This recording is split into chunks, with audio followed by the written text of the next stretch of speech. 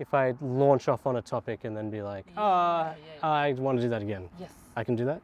Yes. Yeah, okay. Yes. The rewind function? Yes, so I do it. I do it. Yeah, okay. Welcome to Serial Music Talks podcast, the podcast where I dive deep into the honest conversations that shape the Melbourne music scene. I'm your host, Jiva, aka Lucia, and each month I sit down with musicians, music producers, sound designers to talk about the real challenges we face in the industry, whether it's breaking into new markets, battling imposter syndrome, overcoming writer's block, or just navigating the awful world of social media. A new episode drops every last Tuesday of the month, and to stay connected, you can subscribe to my newsletter where you can access all the links, resources, and insights that are mentioned during the show. Just find the link somewhere, I don't know, below, above, on my website, and you'll never miss a beat. I actually met you, I don't know, it's fine if you don't remember, but like, we have a mutual friend called Vlad. Yeah. Who's been in these Toastcon bands. Yeah. Super X. How do you know Vlad? Vlad We played... can cut this out. No, it's fine. Absolutely fine. Vlad played drums in my like psychedelic, like improvised, like kind of krautrock band called Vodnik. Okay. Amazing drummer. Here I am in front of Melbourne Museum in Fitzroy or Carlton Gardens, and today I'm joined by Vijay Thillaimuthu, or also known as Xenosine, a Tamil Australian audiovisual and laser artist whose work is informed largely by exploration of electromagnetic phenomena. So he creates unique immersive environments, and one of his latest work that was presented at Topa, Oblation, was probably one of his biggest works so far, and that's one of the things that we covered in this episode. It was mostly about the process of experimentation, curiosity, tenacity, and of course burnout, and how, you know, when you have big ideas and big works, there's a hidden labor that we all go through. Yeah. So before going into all these experimental waters where you're at right now, so I've listened to the podcast Being Biracial, where you were a guest last month in April, and I've heard a bit of a story of how you began with music, and I really want to explore that. One of the things that you mentioned is that you've started when you were a kid. You started like dismantling machines and making finding out how they work. Yeah. Why? Why? Yeah. Good question. I think it was all just like part of play for me in a sense. The earliest thing I started doing was like, I guess it all started with like, like playing guitar and having like effects pedals. All of this stuff was just kind of like stuff my dad had lying around, like this Japanese fuzz pedal. And, so your dad is a musician. Yeah. So there was just some, but he sort of had these ideas of like starting a studio, but never sort of really got to it. So there were just kind of bits and pieces around that I'd kind of find. And so one of those things was this old, like beaten up kind of realistic mixer from the 80s. And then I just sort of started like sending like the outputs into the inputs and making like feedback loops with it, which kind of like was my first kind of like rudimentary synthesizer. How old were you? Maybe like 13, Wow. 13, 14. Yeah. And so then I would like take that and then, put effects pedals in between that.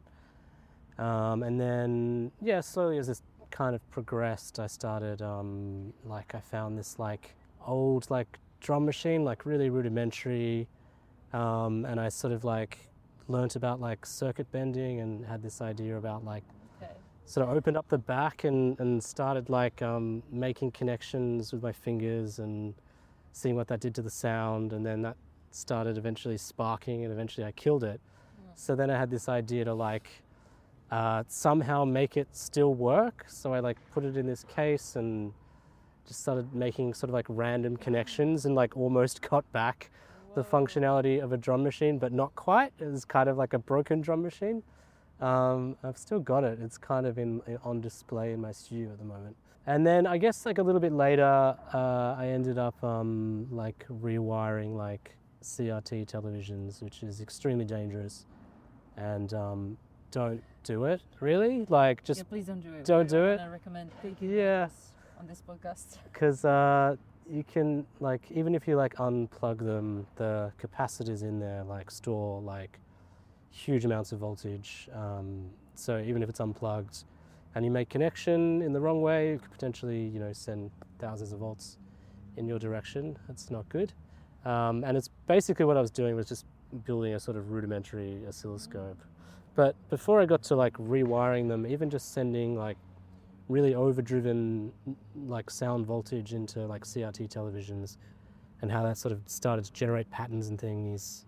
This seems like you were very determined and quite clear about what you're interested in, So I'm just curious, did it also reflect on, what was your interest in high school, or like what were your extracurricular activities?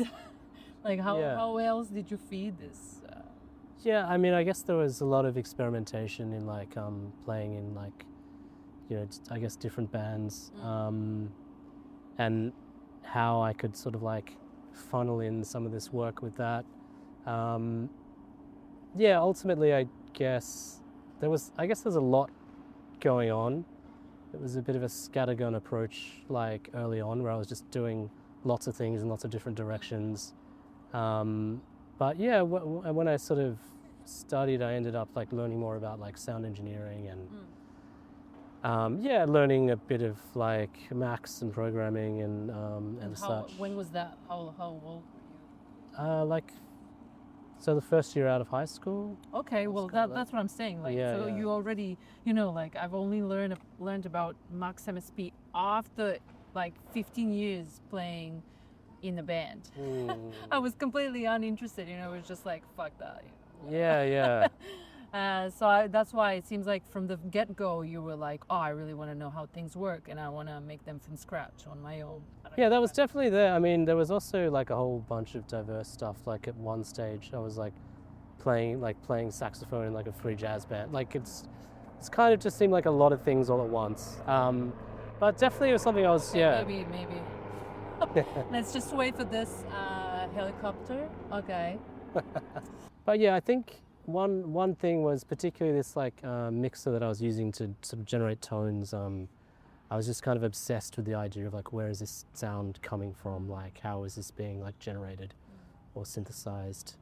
And I did end up getting a synthesizer relatively young as well. It was kind of cool, but it was kind of rudimentary as well. But I was interested in kind of like having a sort of like web of kind of electronics that I was somehow in control of. I don't know. Yeah, it seems like I feel like you really was curiosity. I just keep thinking, wow, you were a really curious kid. Like that seems like, I don't know. I just keep imagining, kids that just play with something and they're so focused. Mm-hmm. And I feel like, I've been following your work since I moved to Melbourne. So it's been like 5 years. And it seems very consistent. And now that you're telling me this story, it makes sense. Like that because I really think that what you're creating right now, it's like, wow, it takes a long time to evolve a practice such as yours. Ooh. It's like, it seems very complex, very elaborate, very comprehensive. Ooh. Well thought through. And I'm just fascinated, and I'm just curious. I just want to pick your brain about, how long it took you to get here. But like, if you started, No, I mean, well, if you started thanks, by first of all. dismantling, machines at that young age.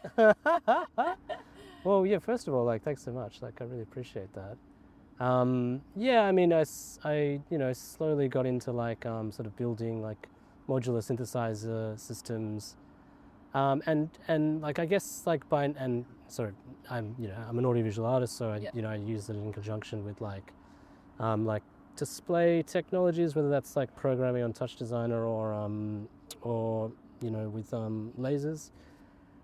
But I feel like it's something that kind of only makes sense in like hindsight. Like you're looking at it from this like kind of like nice narrative of the way that it went or whatever. But I'm pretty sure if you like stopped at any like point during that time, it would be like, what are you doing?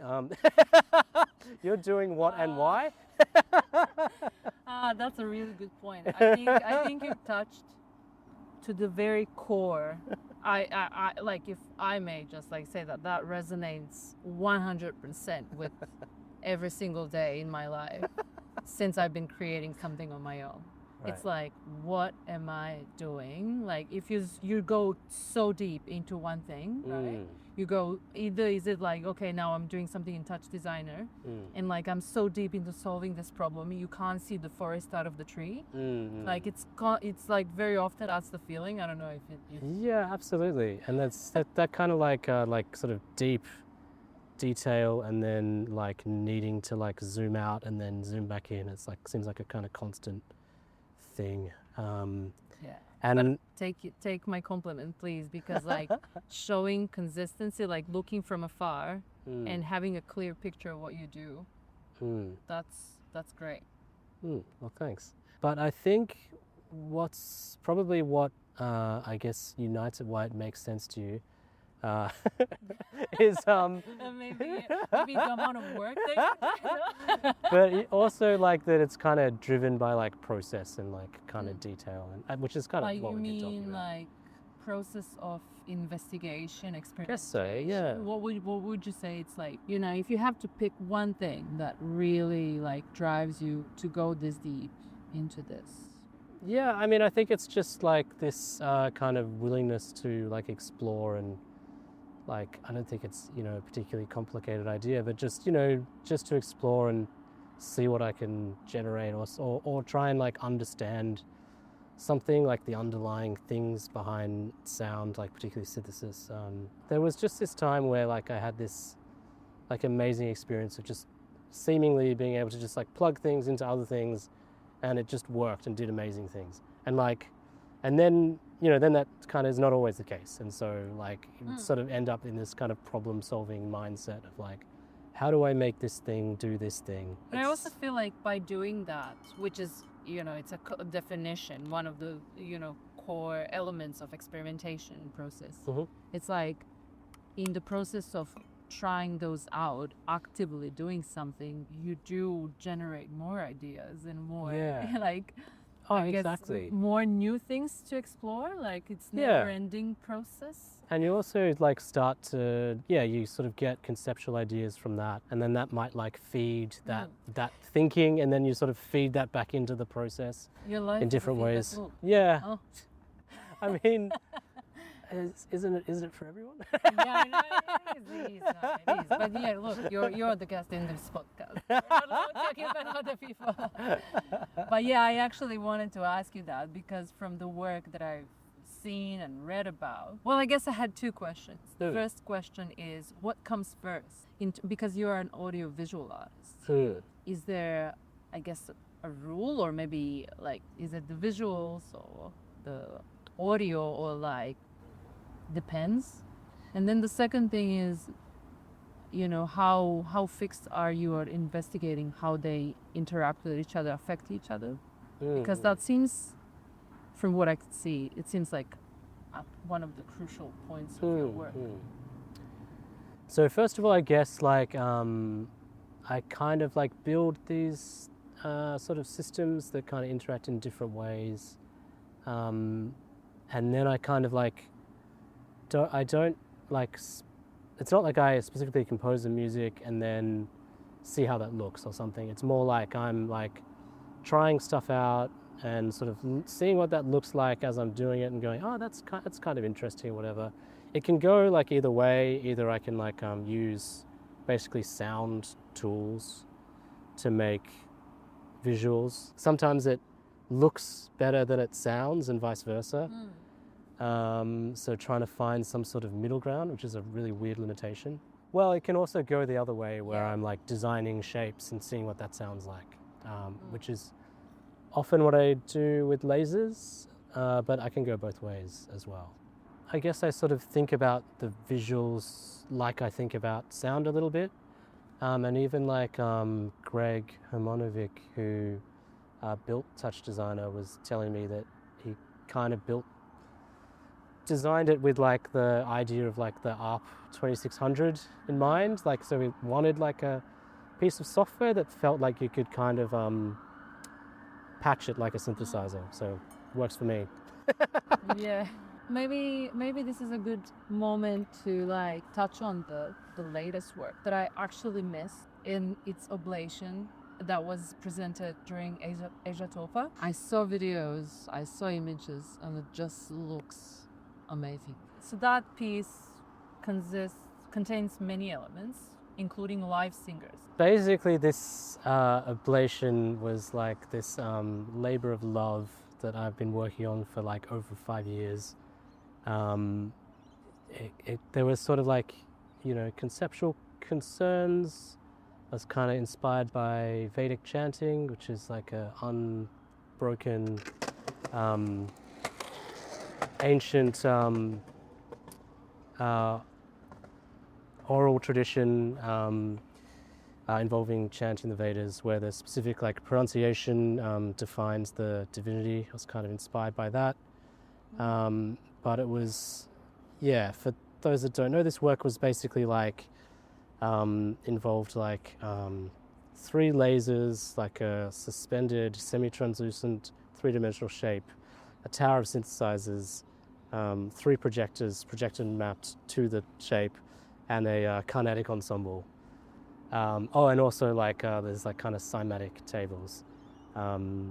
So what kind of kept happening was I would like get some interest and support to develop it, and I'd start developing it, and you know, it would go, you know, pretty well, and then it would sort of not quite make the sort of presentation opportunity for whatever reason. So when did you start developing it, if I may just interrupt, just to... So yeah, that would be like 5 years ago, so like 2020. Okay. Yeah. So that's where you had the concept. Have you had some like rough videos, or like at least how did the concept look like? In what phase was it? Yeah, I guess I definitely had the concept, and it was sort of like iterative from there. The first version ultimately had like, you know, less lasers, less projectors. It was more like there wasn't like a central kind of focal point. I was more like performing like from the side in a way. But that wasn't like the finished part. That was kind of part of the development. It kind of got a new life when I started collaborating with Hari Sivanathan, who is an incredible Carnatic vocalist and Veena player. And we sort of, collaborated, you know, despite it being like a very, very unique and like highly refined kind of tradition. He was very much up for experimentation and playing around. We kind of worked out, I guess, the form kind of through collaboration. It's been a kind of long process with like, huge like ups and downs, and it was kind of trust me, it only happened through like sheer tenacity. Okay. is what I feel like saying. Well, I want to hear more about those. I'm actually, this is okay. We finally got to the gist of things. You know, I gave you my compliments. It was all good. Now let's talk about the, you know, tough times. Nah, I'm just joking. But yeah, I actually am interested in those moments, but because I think they make up a huge part of, going up and down, trying to make something work, have a concept, have a trillion of iterations, trying to find funding, just like, so you had those moments. Oh, absolutely. It was kind of just like, sheer like perseverance and just like a kind of, just do it anyway. Like. And what do you, I know, well, you do I feel like, so, I don't know even where it begins, but I can begin by, you know, I don't know, do you think it's wrong to assume that for people who are in the experimental or niche genre or in sound art, they would do it anyway? Would you do it anyway with and without funding? Well, I mean, I guess something of this scale, you kind of did need some sort of funding. But yeah, I mean, I guess it's going to be a different thing. I mean, but I think what I mean is it sort of got this point where, you know, it would get supported. I'd get a lot of encouragement. I'd sort of like present it, and then for whatever reason, it wouldn't like, you know, fit the particular outcome that people were thinking. Whether it was like this, you know, originally I was like told, we want your biggest, boldest ideas. Make it, you know, make the scale as large as you can. So I kind of did, and this like the suspended translucent structure is like 5 meters squared or something. It's big. It needs a big venue, and then people would sort of see it and go, oh, that's not really going to fit in the place that we're going to think, and sort of all these logistics like come into play, which is kind of interesting. But it did, like it massively affected me. This is obviously when I was, you know, during like lockdowns in Melbourne, and this was like the thing I had, like the thing I was working on, like with all that strife and uncertainty, and then sort of like to get told like, oh no, it's not gonna, we don't want it. Yeah. And you know, how that shaped the next kind of 6 months. But you know, of course, I just had to eventually just throw myself back into it, and just sort of keep it up. And yeah, persevere. It's kind of why, like, having finally like presented it at like full scale over 5 nights at the substation for Regitopa, and how much work was involved there. I basically did everything. I would definitely delegate some roles next time. But it was also just like such a huge like sort of emotional expenditure that I've like sort of had to recover from, you know. Yeah, I think I'm pretty much back to normal. Burnout? Or? Yeah, exactly. Yeah. Yeah, I guess when you're like chasing dreams, but it's this question like kept coming up like after I just did it. Was like, so you're gonna do it again?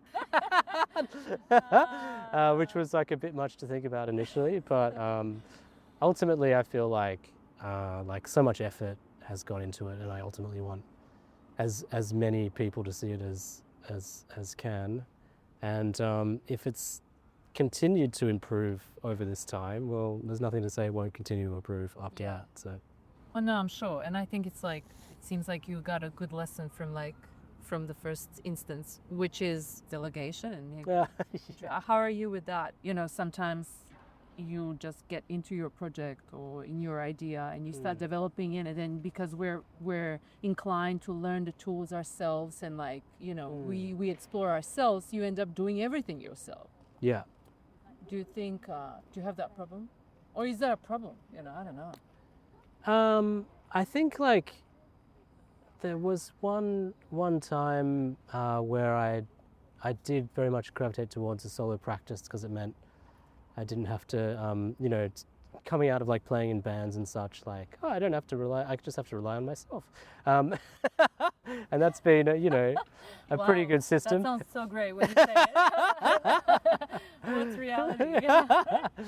But I guess also like, you know, being a musician in some description, like, yeah, often sort of like collaboration and like even like, yeah, collaboration of ideas or processes, and I, in a way I'm kind of like, you know, with all the technology, I'm still sort of just like building an instrument, really. It's still kind of a very strange audiovisual instrument.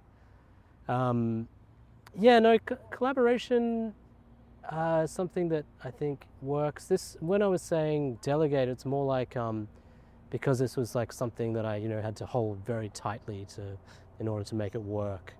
It was more like you know, like overseeing like every aspect of the production, from like getting quotes for the sound system and making sure that it's the right sound. Yeah, and okay, got it. You know, doing all the everything from like the budget to the So you were itinerary. producing pretty much. Yeah, I was Yeah, producing the got whole it. thing.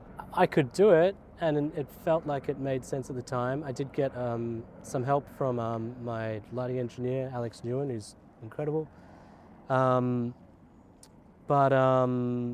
yeah, it's sort of in hindsight, I still think that was worth doing, but it would be amazing to just like focus on the creative stuff, and that might lead to maybe less Yeah. burnout. Yeah, of course. I know. I guess it's part of the. I see what you mean, and it's very technical, and you want it. You know, you put so much effort into building this thing. Yeah. You might as well now finish it off properly yeah. and make sure that it delivers and sounds and looks proper Yeah, the way you yeah, envision it. yeah. So I don't think that was like a control freak moment. It was more like I feel like I would do the same. Everyone would, I would say. Yeah, But yeah. it is a difficult position, I guess. Yeah, you'd have to have someone you really trust who knows what you're trying to do. And how many of those people are in Melbourne? Yeah, exactly. Australia, like it's Yeah. not a music sound engineer, like band sound engineer that you need, or producer. Yeah, it's complicated. You'd have to think it would have to be someone who's more like into like used to sort of multi-sensory stuff, even like theater or something. Yeah, Yeah. yeah, it's a very interdisciplinary. Your work, it is interdisciplinary. But what I wanted to ask also, you know, how do you've been, you know, you're very well established in the Melbourne sound art scene. Sure, we'll go with that. Yeah, or interdisciplinary. I don't know, like experimental sound. Yeah. Experimental art. I don't know. Art is experimental. Oh my goodness, this was very bad. You know what I mean? And I think the listeners also know what I mean. Yeah. If I don't end up cutting this out of the podcast, how is it to be a part of the scene? Is it in comparison to, you know, you've been going to Europe, you've been performing other places. What are the good sides of this scene in Melbourne, in Australia? What are the bad sides? I think Challenges, the biggest challenge? I don't know. yeah, I think something about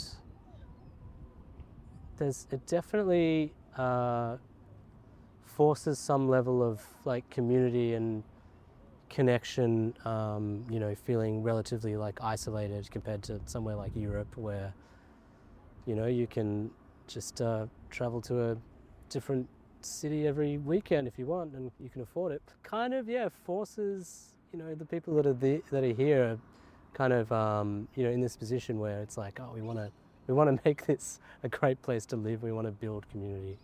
I mean, obviously there's a long history of like experimental like sound art in Melbourne and Australia. You know, the Fairlight was developed in Sydney. So sampling is an Australian invention, not to be nationalistic. But yeah, I think yeah, definitely like communities like at the Melbourne Electronic Sound Studio. And also where I work, and also Make It Up Club, which I help organise and do the sound for. Yeah, I mean, and I've been playing at the Make It Up Club since I was like 16, 17. Wow, yeah, it's 25 years, like even more, 26 years now? Yeah, over 25 years. That's I've crazy. lost count. Every Tuesday? Every Tuesday, every week. Since, yeah, a lot of, for everyone who listens and haven't been to Make It Up Club, I actually want to shout out to that event. Happens every Tuesday night at the Bar Open in Fitzroy on Brunswick Street. You should just pop in. I do that. I have been a few times, maybe not lately, but I never even check who's playing. It's just like all about coming, appearing, going there, and having an open mind. And I really like the idea behind the event. Yeah, yeah. So it's like, wow. So since you were 16. Yeah. So that was a pretty. It's a good place to like expose yourself to like what this could be, or like. Yeah, yeah. It's a pretty profound catalyst for all kinds of like art, I think in Melbourne. So yeah, I think these kinds of like pretty like smaller niche kind of like experimental sound communities are like pretty important. There's kind of different facets from like electronic music or more sort of like instrumental improv kind of stuff. But it just, when you think about the fact that if, you know, I sort of tried to, if I didn't have access to that and sort of tried to explain what I do to someone who, you know, is sort of uninitiated, it's a very tricky job, you know, and it kind of changes per person as I sort of go, oh, well, what do you know about, whether that's like electronic engineering or like music or, you know, whatever. And I'm like, well, it's kind of like that and a bit like this. And, you know, and it's, I guess it's kind of its own sort of, pretty fertile, emerging kind of culture. I mean, compared to like, well, it's interesting in like I've played in like Japan quite a lot, and like there's like amazing scenes that are all like so underground, and it's almost like you can't keep track of it. There's just so much stuff happening, and no one's really. It's all for the love. It feels like no one's really like surviving off it. Do you think you can survive here of it? With like enough tenacity and support, and you know, after doing it for long enough, strategy and like at the moment, but you know, of course that could change. It's part of the deal. Yeah, I mean, it is. I think it is possible. And yeah, like again, like cities like Berlin, they're kind of crazy, but there's so many people coming and going. It has a different vibe to like Melbourne, where like the scene is very kind of like ever present. That's a really good point, actually. Mm. What I've noticed about Melbourne, there's some structure. So I'm just trying to like give the listeners also a bigger picture of, you know, your routines and all your like schedules. Now that we're talking about, you know, is it possible to live this life, this dream life of building huge instruments? But like how much time, and like early on we spoke on the phone and you've mentioned you have a studio. Is it just like where you live, or you have a separate studio? How's your routine? I'm just curious about the routine and like how much time do you actually spend creating rather than I guess promoting, producing, doing things for money.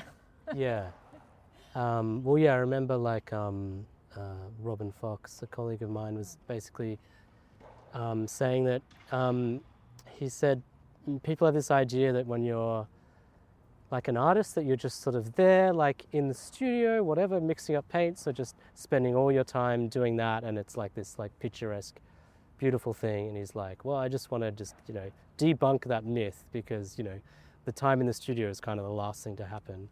And I'd say that's fairly consistent with me. And I'm not going to deny that I do like run around and just do like, you know, live for periods of time a pretty chaotic life, trying to scramble to get on top of everything.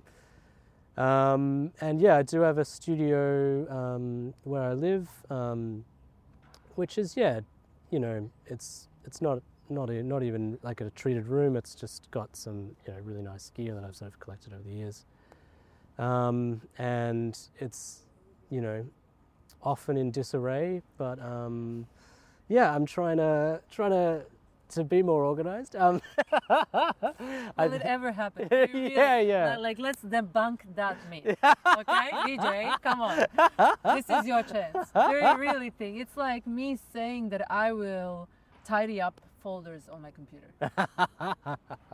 When you can just get a new hard drive. It's just going to be a new hard drive, a new Google Cloud, whatever, and it's just going there and like more and more.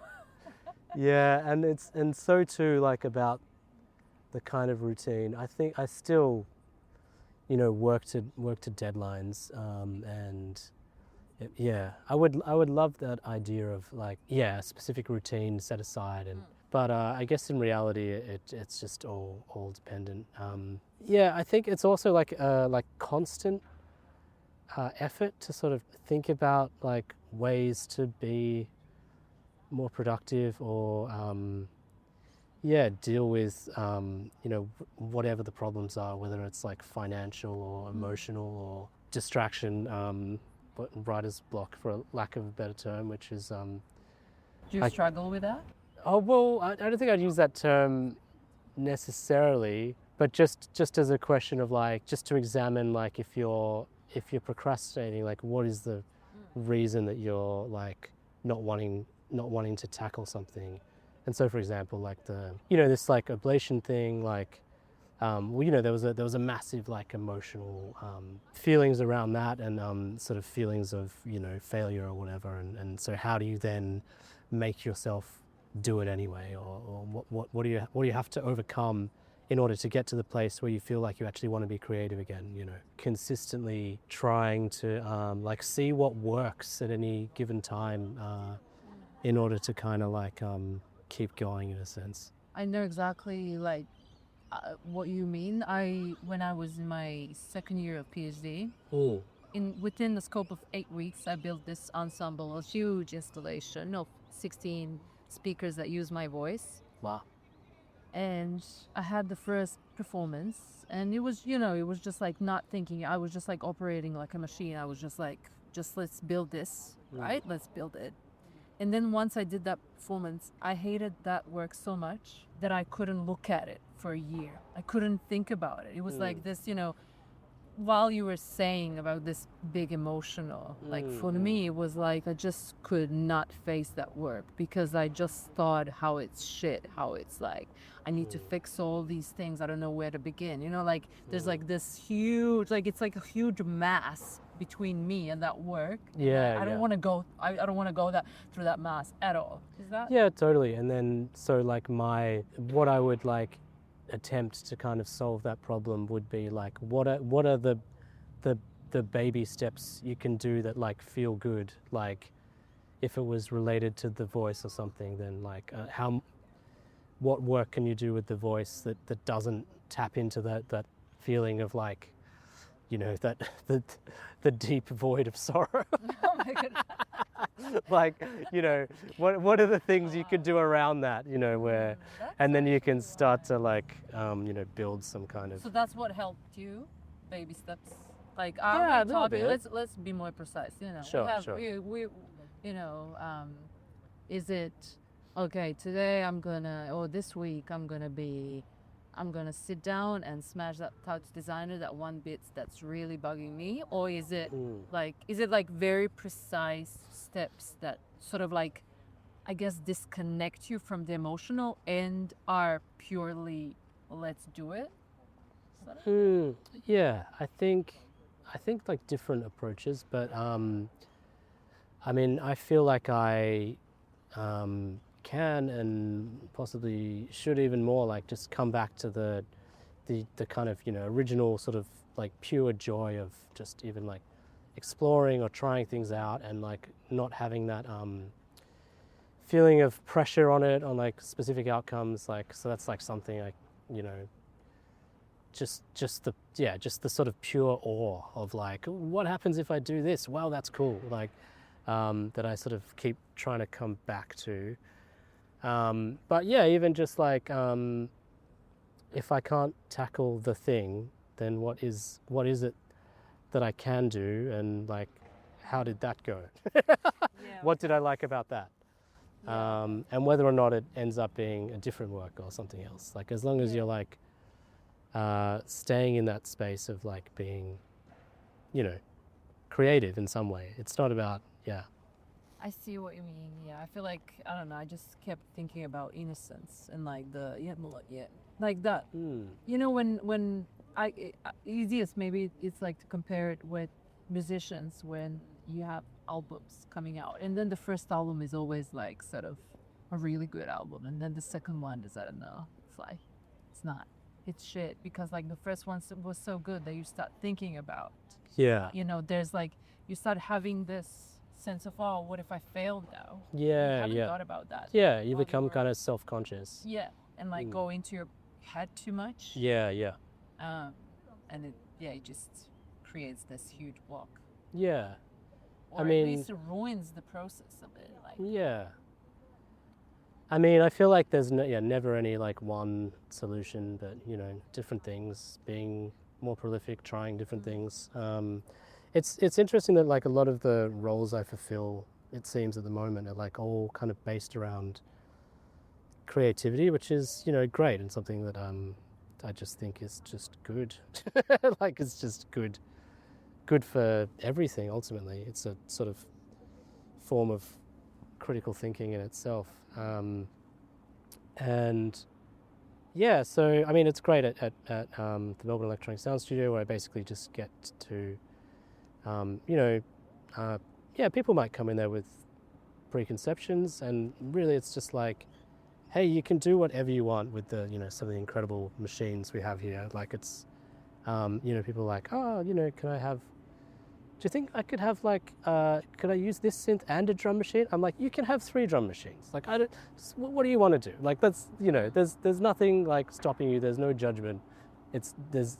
Yeah. Yeah, it's a good environment. So yeah, you work at MES and you like have your practice, I guess.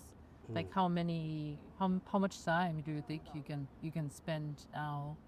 How much time do you spend now just working on your works rather than, let's say, working at MES or interactive music composition? Yeah, I'm also doing my PhD as well, but that's also. How is that going? Is that a good question? It's going fine, but that's all like, and the reason it's going fine is it's all based on my practice anyway. Yeah. So it's kind of the work I'm doing. Well, I think probably like, more of the like sticking point is like the sort of like admin stuff you get sort of bogged down in trying to like get to the next phase of presentation or get funding for certain projects or whatever, and then you can end up sort of gravitating towards that because it's so definitive. Like you're like, oh, I sent these emails, I can tick these off. Whereas it's like if you start, basically developing something, it's like totally nebulous. It can just keep going. So I don't know. I don't think I have any. I think it's a fine balance. I think I definitely, would love to spend more time in the studio, but it's not impossible to set aside time to do that. So yeah, I guess it's a matter of also. It's a process-driven work. Like go back to at the end of our conversation, to go back to the beginning. I feel like it's a process-driven work for you, and like then it's sort of inevitable to have those ups and downs and to have those feedback loops and all sorts of vicious circles that we all get into of not seeing the forest out of the tree. I don't know. I just like going really deep. Another time. Another time. Yeah, I just want to say thank you for your time. I know you're busy. It's been a pleasure. Yeah, well, thanks. Welcome to Serial Music Talks podcast, the podcast where I dive deep into the honest conversations that shape the Melbourne music scene. I'm your host, Jiva, aka Lucia, and each month I sit down with musicians, music producers, sound designers to talk about the real challenges we face in the industry, whether it's breaking into new markets, battling imposter syndrome, overcoming writer's block, or just navigating the awful world of social media. A new episode drops every last Tuesday of the month. And to stay connected, you can subscribe to my newsletter where you can access all the links, resources, and insights that are mentioned during the show. Just find the link somewhere, I don't know, below, above, on my website, and you'll never miss a beat.